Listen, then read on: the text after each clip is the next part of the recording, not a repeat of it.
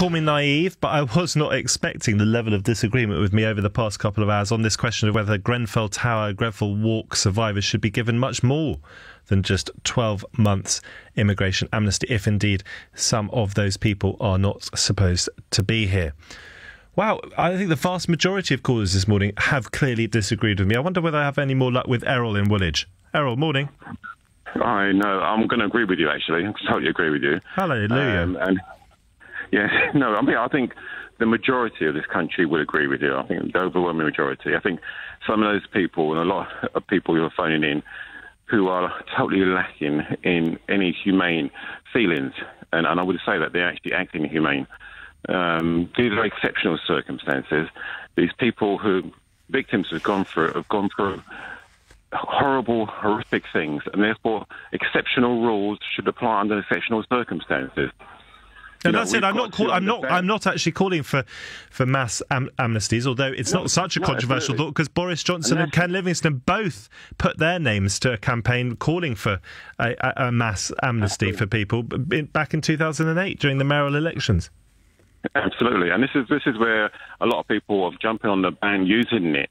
Victims have gone through to politicise their own views and try and use it as a view to that these victims should be just treated as any other immigrant. No, these victims are through trauma. They've been through horrific things, and anyone who have stood outside and watched people waving from the windows, trying desperately to cling on to life, and those who didn't make it, to somehow to turn around and say that they don't deserve any compassion after a year is absolutely beyond me. They're actually inhumane. I would go as far as saying that they're actually inhumane. They're not human. Because you've got to have some compassion in you. You've got to have some humanity in you.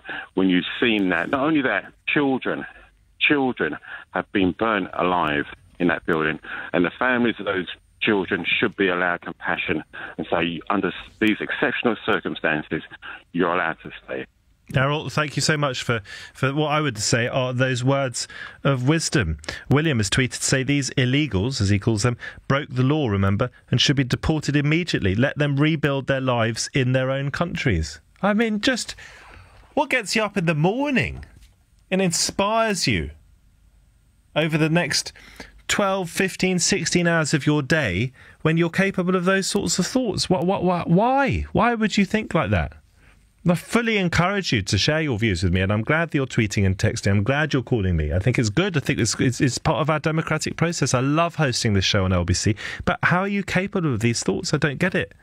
I'm with Errol on this. I agree with Errol. Matt Tony's texters say, just want to make the point that the reasons why immigrants continue through to UK is because of the benefit system largely, but why wouldn't they? Why would a person leave a country where they have nothing and no prospects only to stop and reside in another country that will also offer nothing? Everything people do in life, wherever they're from, is done for that individual's greater good. Give these poor people a break and some compassion. That's Tony. I suspect lots and lots of people come here, probably the vast majority of people come here not to take advantage of our benefits, but to work, and yes, to have a better life.